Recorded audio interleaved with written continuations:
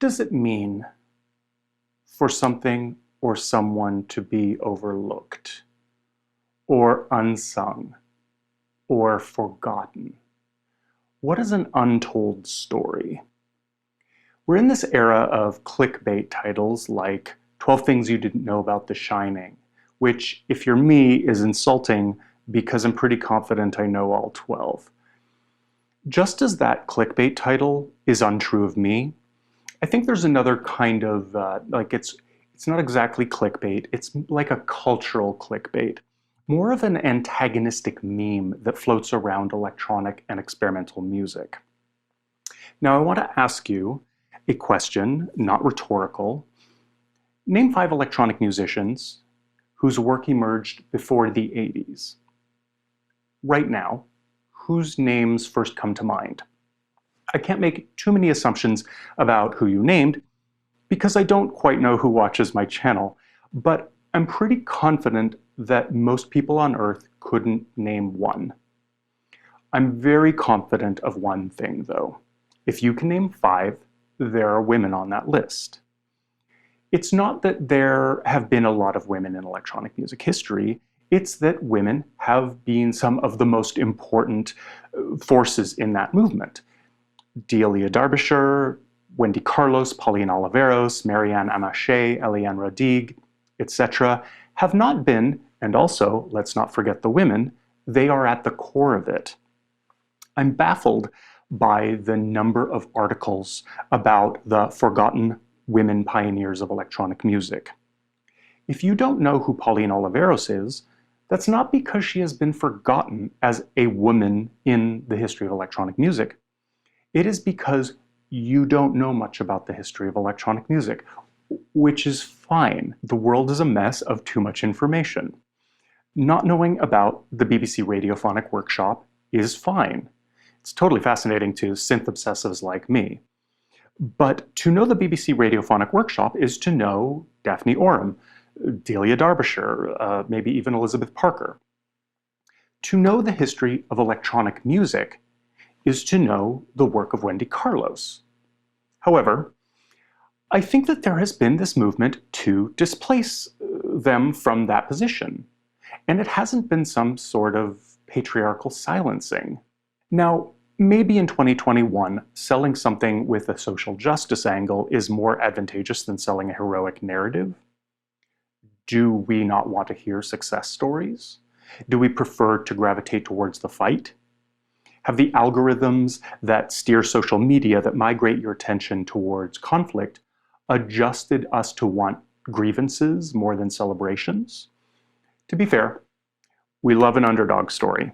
And in a sense, women in electronic music has been an underdog story. America has been, I would generally characterize, with many exceptions, for most of the 20th century, a very forward-thinking country. But electronic music, which completely revolutionized our understanding of sound, performance, and instrumentation, Americans largely pushed back against it. I would say for 2 reasons. The fiction of authenticity and gender insecurities. I've spoken about authenticity before in these video essays, and I think it's a really interesting way to think about art and art history, the ways we connect a person to what they create. It's supposed to follow some sort of unbroken narrative. For example, somehow, playing an electric guitar is often read as authentic expression. Note that an electric guitar barely makes a sound when it is without electricity, but somehow that electricity is an acceptable addition to the meeting of hands and instrument. So that electric guitar, an invention that is now about 90 years old, is a technology of authentic artistry in the hands of great guitar players. But somehow, a synthesizer, which is actually older, the theremin and the telharmonium preceded the electric guitar, the synthesizer has been framed in America as inauthentic. And don't get me started on white Americans and the history of the drum machine. The difference is less and less true in the US. Thankfully, younger people seem to be less and less concerned with these nitpicking differentiations, but really, this suspicion of electronic music, or outright hatred of it, had been very much alive until we drifted into the 21st century. I think this is very connected to what I would call gender insecurities, but not entirely. Electronic music has had many waves of popularity, many little zeitgeists along the way, emerging in different ways in different countries and cultures at different times. I would say the three most significant, at least in the Western world, have been its slow emergence from academia in the mid to late 20th century, the synth-pop explosion, mainly in the UK in the 80s, and then shortly followed by the techno and house and the explosion of rave culture in the late 80s and early 90s. Synth-pop was my music and soundtrack when I was a kid, along the peripheries of the post-punk that I was obsessed with when I was a tween in Canada before I moved to California. These bands absolutely lacked a masculinist posture, usually appearing flamboyantly in post-glam rock makeup, more frequently with women in or fronting the bands, very often queer, or at least obfuscating a defined sexuality. And that was definitely my adolescence, makeup, jewelry, skirts, getting called fag, occasionally minor assaults just for not reading as straight too clearly. So, to my mind, this music, synth-pop, can not be separated from the West redefining its codes around gender and sexuality. But to go back even further in time, to the foundations of electronic music, I think similar redefinitions were happening. Now, I've read a lot about the history of electronic music, and there are a lot of divergent theories about why so many women were so instrumental in its development. Each individual artist tends to have a very different story about how they developed an interest in synthesis and how they approached this experimental medium. So I just prefer to marvel at these histories in art that have been more inclusive of women, even if the reasons why are hard to generalize. So, what is this unsung or overlooked? I mean, to me, this is like writing an article about the overlooked women of Gothic fiction and focusing on Mary Shelley, Anne Radcliffe, and Emily Bronte. There's definitely an interesting history about the ways women writers have been undermined throughout literary history, but to refer to women who are in anyone's canon as overlooked is to undermine their importance. Like, imagine an article about the forgotten women of sci-fi, and it's about Octavia Butler, Joanna Russ, Ursula Le Guin, again Mary Shelley. That article would be absurd and insulting to those writers who are the absolute canon of sci-fi, even to the most bitter about the Hugo Awards misogynist puppies. In electronic music, these pioneering women are not overlooked because they are women. They are overlooked because most people genuinely do not care about early electronic music. Most people do not know about or care about Pierre-Henri, Pierre Schaeffer, David Tudor, Halim El-Dabh, Vladimir Ussachevsky, Toru Takemitsu, Todd Doxdottir, just as they don't know or care about Baby Barron, Clara Rockmore, Beatrice Verrera, Laurie Spiegel, Suzanne Kiani, or Christina Kubish. I want to make one clarification and one caveat. The caveat is that despite what I said earlier about Americans and electronic music, the further you get away from America and the UK, the fewer and fewer women you can actually find in early electronic music. There are definitely exceptions, but not many well-known ones. And alongside that caveat is that this canon that I'm referring to is pretty much entirely white women. The gatekeeping that did not completely exclude women from electronic music laboratories was not exactly wide open to women of color.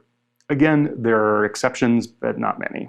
And the one clarification I would like to make is that I'm not being disingenuous. I'm not saying that there are just as many women as men in early electronic music.